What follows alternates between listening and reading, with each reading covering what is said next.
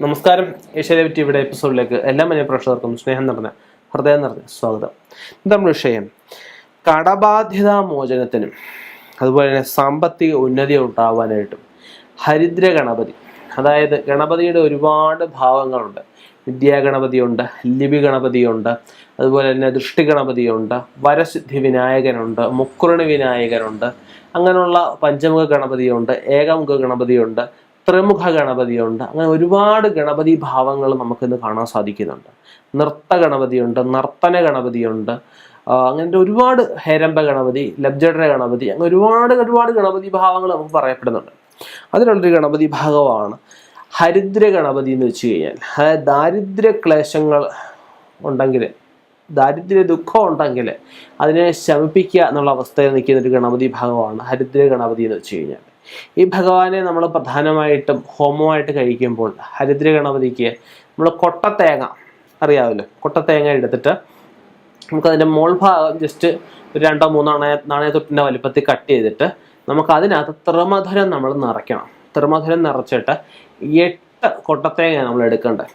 ഒരു കൊട്ടത്തേങ്ങ നമ്മുടെ കയ്യിലെടുത്ത് ഹരിദ്ര ഗണപതിയുടെ മന്ത്രം നമുക്ക് 8 പ്രാവശ്യം ജപിച്ചിട്ട് നമുക്ക് അത് ഹോമകുണ്ടത്തിലേക്ക് അർപ്പിക്കാം. അങ്ങനെ നമ്മൾ ഭഗവാന്റെ പിറന്നാളാണ് ചതുർത്ഥി, എല്ലാവർക്കും അറിയാമല്ലോ ഗണപതി ഭഗവാന്റെ. 8 ചതുർത്ഥിക്കാണ് നമ്മളിത് ചെയ്യേണ്ടത്. 8 ചതുർത്ഥിക്ക് നമ്മൾ ചെയ്ത് 8 മാസം, ഒരു മാസത്തിൽ ഒരെണ്ണം ചെയ്താൽ മതി. വെളുത്ത പക്ഷത്തിലാണ് ഏറ്റവും പ്രധാനം ഗണപതിക്കും.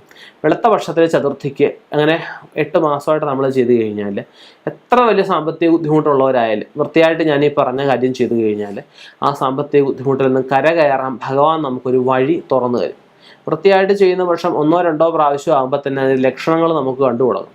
നമുക്ക് ആ ലക്ഷണങ്ങളിൽ നമുക്ക് ഒരുമാതിരി ബാധ്യതകളൊക്കെ ഈ പൂജയ്ക്ക് മുമ്പായിട്ട് തീരുകയാണെങ്കിൽ നമ്മൾ പൂജ മുടക്കാൻ പാടില്ല. ഇത് 8 പ്രാവശ്യം ചെയ്ത് തന്നെ വേണം.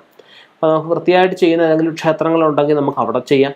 ഇല്ല എങ്കിൽ നമ്മുടെ ഭവനത്തിലോ അല്ലെങ്കിൽ നിശ്ചയിക്കപ്പെട്ട നല്ലൊരു കർമ്മയുടെ ഇല്ലത്തോ നമുക്കിത് ചെയ്യാം. ചെയ്ത് കഴിഞ്ഞാൽ തീർച്ചയായിട്ടും ഹരിദ്ര ഗണപതി പ്രസാദിച്ച് നമുക്കതിന് ഒരു മാറ്റം നമുക്ക് ഉണ്ടാക്കിത്തരും.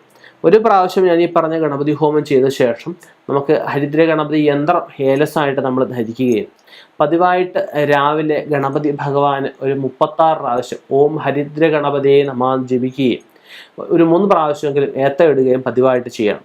അപ്പോൾ നമുക്ക് 8 മാസം കൊണ്ട് നമുക്ക് തീർച്ചയായിട്ടും നമുക്ക് സാമ്പത്തിക ബാധ്യത നല്ലൊരു അവസ്ഥയെ കുറയുന്നതായിട്ടും സാമ്പത്തിക ഉന്നതി ഉണ്ടാകുന്നതായിട്ടും, ചിലർക്ക് ധനം വന്നു കഴിഞ്ഞാൽ ഐശ്വര്യം ഇല്ലാത്ത അവസ്ഥ, ധനം വന്നു കഴിഞ്ഞാൽ നിൽക്കാത്ത അവസ്ഥയൊക്കെ ഉണ്ട്. അപ്പം അതിനൊക്കെ നമുക്ക് പ്രശ്നം നോക്കിയിട്ട് വീട് സംബന്ധമായിട്ട് അതിലും വാസ്തു വിഷയങ്ങൾ വല്ലതും ഉണ്ടോ, അപ്പം അതുപോലെ കണക്കിൽ പോരായ്മയുണ്ടോ, സൂത്രങ്ങളെല്ലാം പോകുന്നുണ്ടോ, അപ്പം അങ്ങനെയുള്ള കാര്യങ്ങളൊക്കെ വിശദമായിട്ട് നമ്മൾ ചിന്തിക്കണം. പ്രശ്നത്തിനകത്ത് നമ്മൾ ചിന്തിച്ച് വാസ്തു ശരിയല്ലെങ്കിൽ നല്ലൊരു വാസ്തു വിദഗ്ധനെ കാണിച്ച് വാസ്തുവും കൂടെ പരിഹരിക്കണം. വാസ്തുവും കൂടെ പരിഹരിച്ചു കഴിഞ്ഞാൽ തീർച്ചയായിട്ടും വരുന്ന സമ്പത്ത് നമുക്ക് നിലനിൽക്കുകയും വരും തലമുറയ്ക്ക് കൂടി ഗുണപ്രദമായിട്ട് വരികയും ചെയ്യും. ഇനിയും നമുക്ക് ഇതുപോലെയുള്ള വ്യത്യസ്തമായ ഉപാസനാ രീതി അല്ലെങ്കിൽ വ്യത്യസ്തമായ പൂജാ രീതികളുമായിട്ട് കണ്ടുമുട്ടാം. നിർത്തുന്നു. നന്ദി, നമസ്കാരം.